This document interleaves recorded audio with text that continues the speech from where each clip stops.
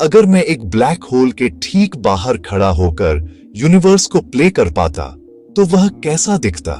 आज मैं एक ब्लैक होल सिमुलेशन चला रहा हूं ताकि आप और मैं अल्टीमेट कॉस्मिक ट्रैप के किनारे से झांक सकें। सबसे पहले क्विक वाइब चेक। एक ब्लैक होल कोई होल नहीं है, यह अल्ट्रा कंप्रेस्ड मैस है जो स्पेस टाइम को इतनी जोर से मोड़ता है कि लाइट भी एस्केप नहीं कर पाती। इसकी सीमा इवेंट हॉराइजन है। इसे पार करो और तुम ब्लैक होल के फॉरएवर का हिस्सा हो। इसे सिम्युलेट करने के लिए मैं एक सिंपल रूल से शुरू करता हूं। लाइट हमेशा सीधी रेखाओं में चलती है, लेकिन केवल तभी जब स्पेस टाइम फ्लैट हो।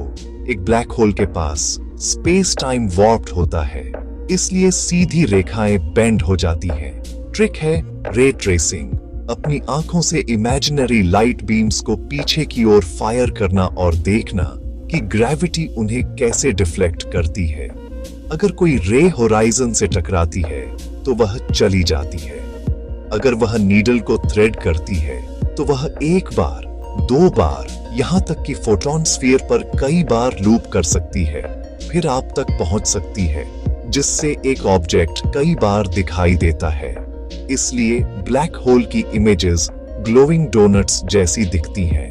ब्राइट रिंग होल नहीं है, यह अक्रीशन डिस्क में गर्म गैस है जो रिडिकुलस स्पीड्स पर घूम रही है, जो आपकी ओर तेजी से दौड़ने वाली साइड पर डॉपलर बूस्टेड ब्राइटर होती है।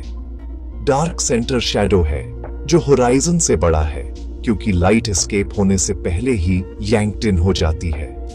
अगर मैं सिम को पॉज करूं और डिस्क को टिल्ट करूं तो कुछ वाइल्ड होता है। मुझे डिस्क का दूर वाला हिस्सा अभी भी होल के ऊपर और नीचे तैरता हुआ दिखाई देता है। यह ग्रेविटेशनल लेंसिंग है। स्पेस टाइम एक फन हाउस मिरर की तरह काम कर रहा है और आइंस्टाइन शो चला रहे हैं। अब मैं स्पिन बढ़ाता हूं। एक rotating black hole space time को अपने साथ खींचता है, फ्रेम ड्रैगिंग। सिम में रिंग शार्पन्स होती है, पास वाली साइड ब्राइटर होती है और पूरा सीन स्क्यू हो जाता है।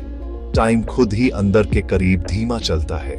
अगर मैं किनारे के पास एक क्लॉक गिराऊं तो आपकी क्लॉक और मेरी क्लॉक अग्री करना बंद कर देती है। ठीक है, इसमें ड्रामा जोड़ते हैं। दो ब्लैक होल्स एक साथ स्पाइरलिंग। जैसे ही वे डांस करते हैं, मेरा सिम स्पेस टाइम को रिपल्स करता है। ग्रेविटेशनल वेव्स, जैसे कॉस्मिक पॉन्ड में एक पत्थर फेंका गया हो। मर्ज होने पर पैटर्न तेज होता है और चर्प्स करता है। लाइगो बिल्कुल यही सुनता है। विजुअल्स में बैकग्राउंड स्टार्स स्मीयर और स्प्लिट होते हैं, फिर कलिजन के बाद स्नैप बैक होते हैं। और हाँ, आपने इंटरस्टेलर में इसका एक वर्जन देखा है। उन्होंने रियल मैथ, जनरल रिलेटिविटी का इस्तेमाल किया था गारगेंटुआ की लेंसिंग को हाई प्रिसिजन रे ट्रेसिंग से रेंडर करने के लिए। M87 के ब्लैक होल की हमारी modern event horizon telescope image यह फंडामेंटल से मेल खाती है। एक फैट शैडो जो होराइजन से लगभग 2.6 गुना बड़ा है और एक ब्राइट एसिमेट्रिक रिंग। अगर आप सोच रहे हैं can I try this at home, तो इसका एक light weight version totally doable है। आपको अपनी दीवार पर इक्वेशंस की जरूरत नहीं है, बस एक शेडर या एक पाइथन स्क्रिप्ट जो ग्रेविटी के आधार पर लाइट रे की डायरेक्शन को अपडेट करता है और जांचता है कि वह एस्केप होता है या गिरता है। क्लीन सिमेट्री के लिए नॉन रोटेटिंग ब्लैक होल से शुरू करें, फिर स्पाइसी स्टफ के लिए स्पिन जोड़ें।